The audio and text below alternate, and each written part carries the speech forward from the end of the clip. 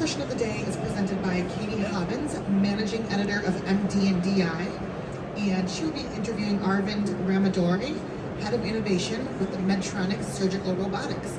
They will be discussing an interview on cutting-edge innovations in surgical robots. Hey everyone. As she said, my name is Katie Hobbins. I'm the Managing Editor for MD+DI. And today we're going to be talking and deep diving into innovation in surgical robotics. So, Arvind, if you want to introduce yourself to the audience. Hi, I'm Arvind Ramadorai. I'm the head of innovation for the robotic surgery business at Medtronic, based here in Boston. Our office is about 5 minutes from here, so it's easy right for me. And I've been with Medtronic for most of the last 10 years. Been in the medtech space for quite a while. Okay, so let's just jump right in. First off, how is robotics impacting healthcare in general? Yeah, so I started off as a roboticist a long time ago, and there was a time when mostly industrial automation people were using robotics.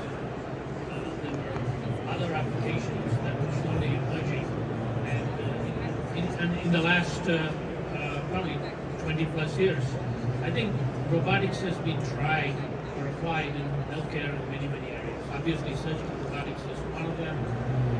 There's adjacent spaces like rehabilitation. There have been elder care robots concepts have been tried. There are robots that can help people for Alzheimer's, social interaction. There are robots for running around in hospitals. There's robots for telepresence, for stroke care, and so on. So a lot of these things have been tried. Probably hundreds of companies have come and gone. But if you take a snapshot today and see where they are, obviously the surgical robotics is the biggest market. It's one of the fastest growing within surgery, and it's probably $10 billion or more in a year. Another area where robotics and healthcare is number one attraction is kind of what I would call hospital operations. So that's pharmacy automation, logistics,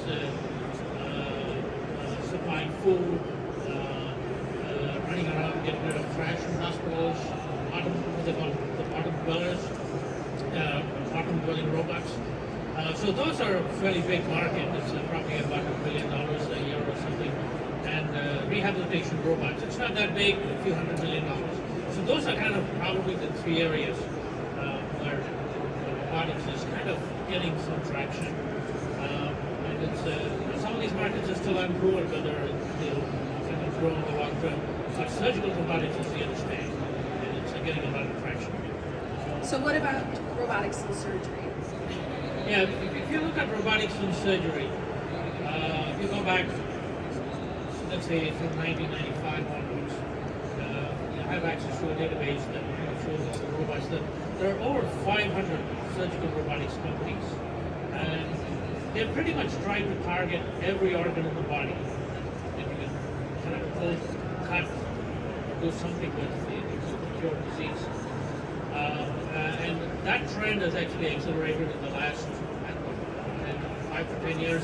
There is probably 30 to 35 robotics companies spawned every year. And it's one of the fastest growing healthcare robotics markets. And if you actually drill down into those markets, I mean, all of us know LASIK surgery. That's actually a robot. If you include that, which is probably $2 to $3 billion a year, that's been around for a while. There is something like 40 million LASIK procedures that have been done. So that's been around for a while. Neurosurgery has been around. It's $1 billion more. Where robotics is used to kind of zap tumors, biopsies, and things like that. That's a big market. Then there is orthopedic robots. Somewhere between $500 million to $1 billion market for knee replacement, hip replacement, and things like that. There's kind of cardiothoracic robots, very specialized in the vascular robots. Very small market now, probably $120 million market. But the biggest market is kind of the abdominal basic soft tissue, which is about $6 billion. So that's the space I work in. So is that how they are categorized? How else are they categorized within surgical robotics? Yeah, this is one way of categorizing, specialty, there's neurosurgical, orthopedics, and so on and so forth. But if you take a more of a technology view, you can classify it very differently. So, for example, hard tissue surgery, that is total hip replacement, shoulder, knee, maybe even neuro.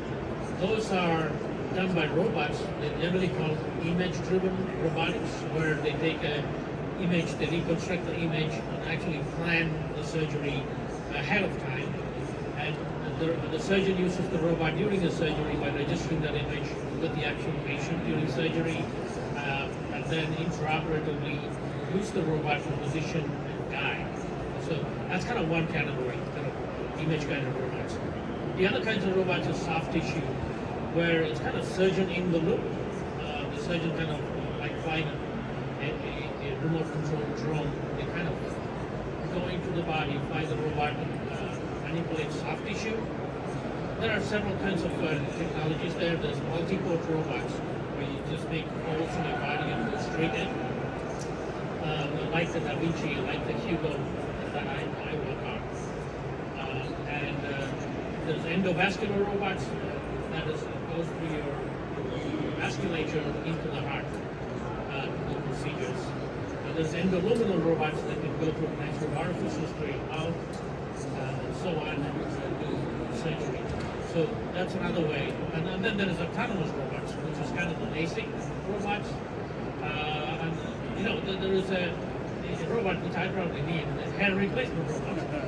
They measure, they kind of profile your head and help you pick out the hairs from the donor areas, and then plant them accurately in the areas that need hair. So there is a hair replacement robot that's been commissioned for a long time. So basically, image-driven robots, master-slave or surgeon-in-the-loop robots, and then autonomous robots. So that's kind of the broad category. So how do surgeons play a role in this, and how can this evolve over time? Yes. So far, except for a few exceptions, even the LASIK robot, the surgeon always in the loop, does the final cuts and zapping the tissue accurately. But all the surgical robots today, they are all kind of surgeon using it as a tool to do something. So they're not truly autonomous. They're not flying solo. So it's always a combination of surgeon and technology. And the combination is better than either of them alone. That's the best way to think about it. And also, the real value added by the robot is either increased accuracy, increased safety. Both these things can contribute to better outcomes. There is efficiency there. But one very interesting thing is has driven robotics more than kind of economic value or clinical value. It's really the surgeon experience. The Da Vinci robot, which is probably the most successful robot today, really doesn't get reimbursed. Adds cost, but it's still so widely adopted because the surgeon experience is so great. You cannot underestimate the surgeon and the patient experience that robotics enables. That's been a driver. So those are the things that are driving the adoption of robotics. Okay, and how can surgical robotics improve access to healthcare, especially in underserved areas? Yeah, I think there is a significant personnel shortage in the healthcare industry. The Great Resignation is true, and I don't think it's ever come back. There is nursing shortage, and so the demographic bulge, more people in surgery down the line. So it's only get better. One way to solve that is kind of robotics so people actually, even in the developed world, have the access to the care they need. So that's kind of one way. But if you go to kind of the underserved markets, there is shortage of well-trained staff. There's shortage of access to training for surgery. And I think tele-robotics and tele-surgery can actually help a lot. There are procedures now being done in China from remote across a few hundred or 1,000 miles to improve access to care in surgery. Obviously, it's been done for other applications for quite a while. But for surgery, it's catching up there. That will improve access to surgical care as well. So the combination of telecommunications and robotics and kind of combined with all the digital stuff and improve access to care will work to solve the surgeon shortages, personnel shortage, as well as getting the best technology out to remote areas. So what training is involved for surgeons to effectively use these devices? Yeah, and I think all medical devices require training, and robotics is no exception. But there are some very special things that need to happen with the robot. For example, if I take kind of the robot that Medtronic has in the soft tissue area, which is the Hugo robotic system, surgical robotic system, competes directly with the Da Vinci. It's not available in the US in several markets. The way surgeons get trained is there is a simulator, just like a flight simulator. So the surgeon gets in the console and trains quite extensively. They can be objectively measured on how they're performing, and they can be scored. And you can actually do a curriculum where they repeatedly maintain and attain certain benchmarks of certain tasks that they do in the simulator. So that is one way they train. But ultimately, the way, the responsibility of credentialing, that's a process by which a surgeon is given permission by the hospital to operate indicated procedures using a robot, that is left to the hospital. And so the simulator is a part of that. At the end of the day, they also have to be proctored after that. And then they come up the learning curve. So there's simulation, proctoring, ongoing mentoring. It's kind of a continuous process. And depending on the complexity of the procedure, for somebody to flatten out on the learning curve can take 50 to 100 procedures. So it is a very crucial element. Access to training is super important for surgical robotics today. And one of the other ways that you can train is through telepresence. So kind of you can have kind of Zoom equal into the OR where an experienced surgeon can coach a novice surgeon in real time from outside the OR. That also is happening a lot. So what safety concerns are arising out of surgical robotics, and how are they being assessed and addressed by manufacturers and regulators? Yeah, I think there are kind of two aspects to that. One is obviously all these robots have to be cleared for certain indications and certain claims, and they are rigorously tested for the FDA and the other equivalent bodies outside the country for safety and efficacy. So there is a whole slew of preclinical and clinical evidence that are needed to show that it is safe. So that is kind of the bare minimum. The training is the other aspect of it. So they also have to train. So when the surgical skills and the technology come together, there is a constant risk management process they have to go through and make sure they're trained. And then there are additional features within robotics. So for example, in the Hugo robotic system, they're actually in a console doing surgery. And if by chance they get distracted and they look away, it immediately turns off the controls of the robot because they are not paying attention. So there are safety features like that. And increasingly there's AI that is going to be surveying kind of the images, the videos of the surgery, and can prevent surgeons from accidentally cutting something and so on. So that is also a safety feature. So kind of safety is super important for surgical robotics. There are processes today. But the key is that there is perception that the robot can go crazy, do something harmful. Often it's probably operator error that's right. So if you actually follow the simulation, the training, and the guidelines given to use the robot, often the safety results are very, very good, at least so far. So, what are the cost implications for implementing surgical robotics in healthcare systems, and how might that impact global adoption? Yeah, that's an important one. Obviously, all healthcare systems are extremely stressed financially, whether it's a government-funded system or a system like in the U.S.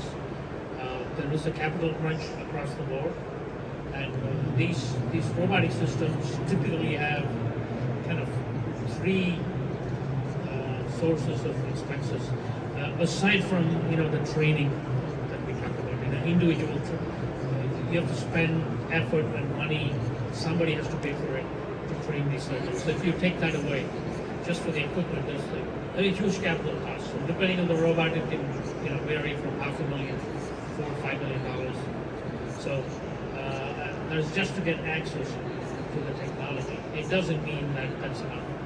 And then there's obviously going to be ongoing cost to maintain the equipment and so on.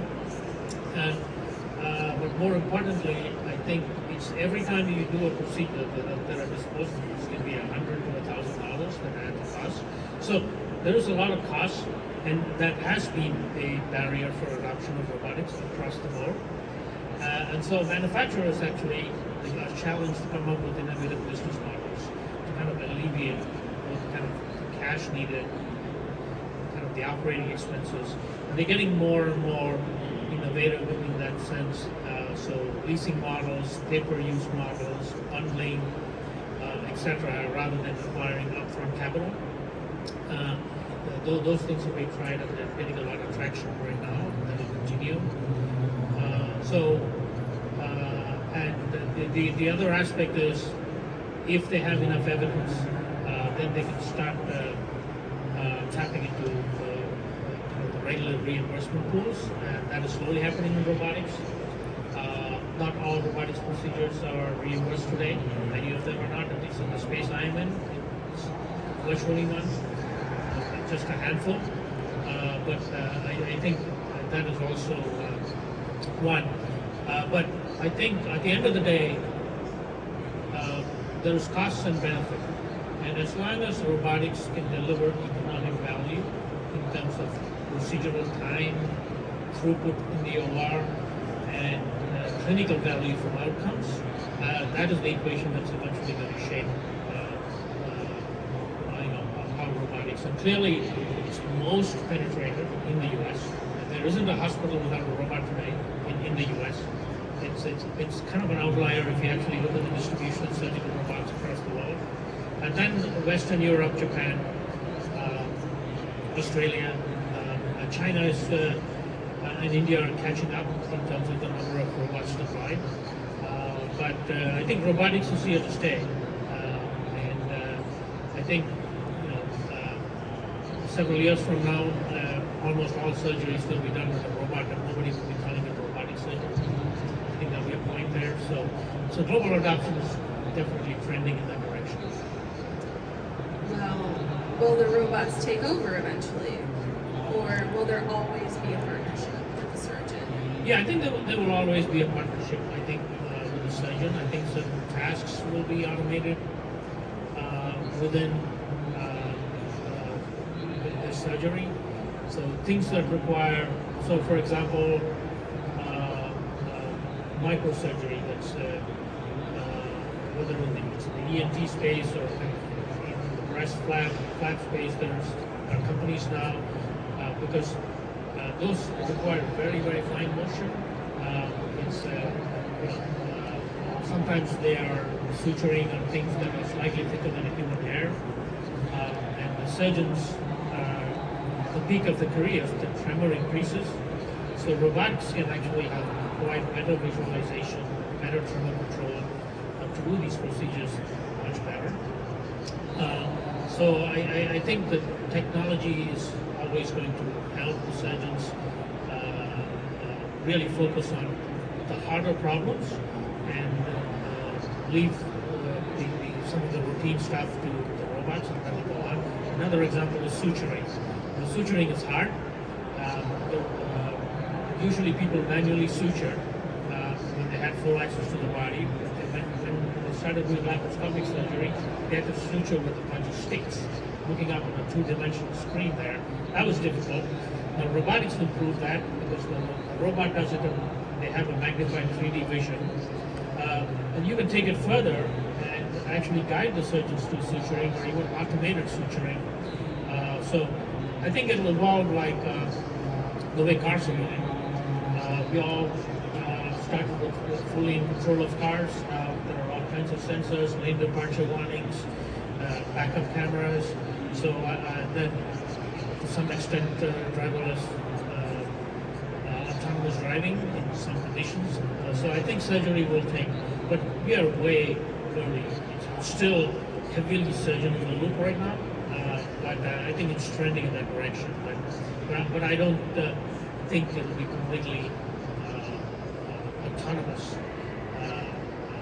It is going to be always, because things can go wrong and surgeons have to intervene just for safety reasons. So there's always going to be a collaboration between the robot and the clinical clinicians in the OR. Talking from a patient perspective, how do patients feel about robotic surgery? Do they trust it? How can you make patients gain more trust of these kinds of devices? Yeah, I think manufacturers like Medtronic and others, we have a responsibility to kind of educate the broader patient population, doing outreach and stuff. But I think, at least from robotic surgery, I think there's quite a lot of awareness. And in fact, surgeons are seeking out hospitals with robots because I think the first thing anybody does today, these days, is if they encounter a physician and the physician recommends some procedure, immediately they go on Google. And immediately, if there's a robot there that's going to come, and people immediately can get educated themselves on this.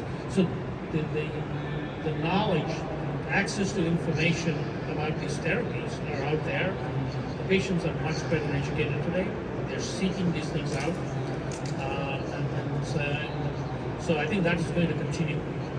And as they get educated, I think they get educated about how the surgeon plays a part in it. And so the surgical robotics, at least in the domain that I operate in, the patients are actually seeking out. I don't think any patient wants a prostatectomy done manually or lab today. They all want, same thing is happening in gynecology and so on. That's because there are, not only is it safer for the patient, it's also better outcomes for the patient. They go home faster, they get returned to work faster. And I think both the safety is important. As new therapies come, so same thing in knee replacement. I think there is enough evidence out there saying that robotic knee replacement is better than the alternative. And so people are seeking out.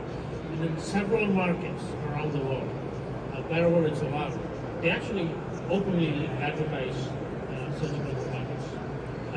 In fact, I've seen in India, you go down the airport in New Delhi, and the first thing you see is a big poster of robotic surgery in a nearby hospital. You drive on the highway and you see that. I've seen it here in 91 when I drive towards Connecticut. So I think that is also helping a lot, but in many markets that's not possible. But I think patients are getting more and more comfortable, they're getting educated, and I think that's going to be less of a barrier. In fact, that's actually going to be a driver, and that's one of the reasons why every hospital is actually acquiring a robot rather than using a robot, just to attract patients. And how is AI being implemented? Yeah, I think AI is kind of the force multiplier to the whole thing. So today, the robot is a remote control machine in the hands of a surgeon. It's a much more sophisticated than a drill. It's much more sophisticated than a scalpel. And it's kind of fly-by-wire, if you will. But there's so the surgeons kind of have a lot of information coming at them because there's a lot of data generated, there are sensors. So AI can actually kind of monitor the procedure and warn the surgeon if they're going to come in near a sensitive structure. So from a safety perspective, AI in real time can actually enhance the procedure.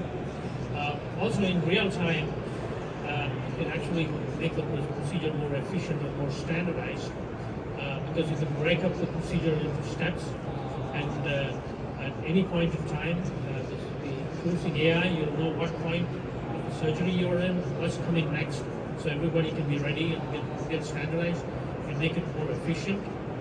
It can help you detect organs that are difficult to detect in surgery when the eye can see the unseen. That is a big aspect of it. So clinically, it can enhance surgery. So I think, and also in training, it can enhance. Right? So training, workflow, safety, and clinical outcomes. And there is today that whole area is now called digital surgery, and the combination of digital surgery and surgical robotics is going to be very powerful. And there are 500 plus robotics companies, surgical robotics companies, and just about the same number of digital surgery companies are solving all kinds of problems. And so the combination is going to be super powerful. So what might fully autonomous surgery look like in the future, and how close are we to achieving it? I think we are not that far, but we're not that close either. So I think what will probably happen is that there are certain tasks that are very, very difficult to do surgery, that are still, even though it's done by a robot, it still requires surgeon skills, especially trained surgeon skills. And I think those are the things that are going to get automated first. And like I mentioned, suturing. And then maybe, so we'll start with difficult tasks like suturing, like stapling, anastomosis, which is really when you have a cancer in the colon and you cut that piece of the colon and then attach the rest of the tubes. There is a lot of automation that can help doing a better anastomosis so that there is no leaks after that. So those kind of things can actually help. And there is also in the diagnosis side, it can actually be automated to, for example, in the lung. Even today, there are you can navigate specifically to a tumor by going through a trachea and navigating. So I think it'll start with navigation for diagnosis, specific tasks in surgery, and then kind of expand from there. So that's the way it's going to get automated. Whether 50 years from now, somebody presses a button and say, just go do a cholecystectomy and it's all done, maybe, but I think it's going to be staged for quite a while. So what are the barriers and opportunities in autonomous surgery? It's really, I think it's not the technology technology is definitely interesting. I'm a geek, so that's interesting. But I think at the end of the day, it's going to come down to whether you can deliver economic value or clinical value or a combination. I think as long as you kind of keep that equation going and AI and automation can help, it will be adopted. So I think it's less about technology, it's more about the way you apply the technology to the problems and picking the right problems to solve. I think that's going to be important. So I think it's going to be driven by economic value and clinical value at the end of the day. And just because a lot of things can be done, I don't think they will be done or should be done. It's easy to go and create a robot to automate automatically suture today. People have tried it. It's easy to go and just automate certain very specific tasks, none of them have taken off because they have either not delivered the economic value or clinical value. So let's talk Hugo. What's Medtronic's strategy for the device? Yeah, Medtronic is committed to robotics in the sense that it is convinced that robotics is here to stay, and the next wave of surgery is going to be delivered by robotics. And that's why Hugo came out. Actually, Medtronic has 3 robotic platforms. It's the Hugo platform, there's the Zor for spine, and then there is the Stealth Station. It's robotic, it's not a robot as well. And we are also committed to the combination of AI and digital because I think the impact is real. And so the Hugo is cleared in many markets outside the US and several procedures. And it will be launched in the US, when after regulatory approval. And so the view of Medtronic is robotics is super important to the evolution of surgery. It's kind of technology is always overestimated, overhyped in the short term, but underestimated in the long term. So that's kind of the belief that robotics is here to stay, and we continue to invest in robotics. I think we've stated that clearly, and we also think that we have a lot to offer competitively in the landscape. So today, outside the U.S., it will be the case in the U.S. when we launch in the U.S. We're the only company that has open surgery, laparoscopic surgery, and robotic surgery offerings today. And if we fix the cost equation, then you can apply that whatever is right for the patient rather than being driven by cost. That's where we want to get to. So that's what we're driving towards. It's not pushing robotics for robotics' sake, but because there is going to be definite patient benefits, there's going to be benefits to the surgeon, and eventually benefits to the healthcare system in the whole. So that's kind of our belief, and that's why we're in this space. Okay. So let's open up questions from the audience. Is there any questions that you would like to direct towards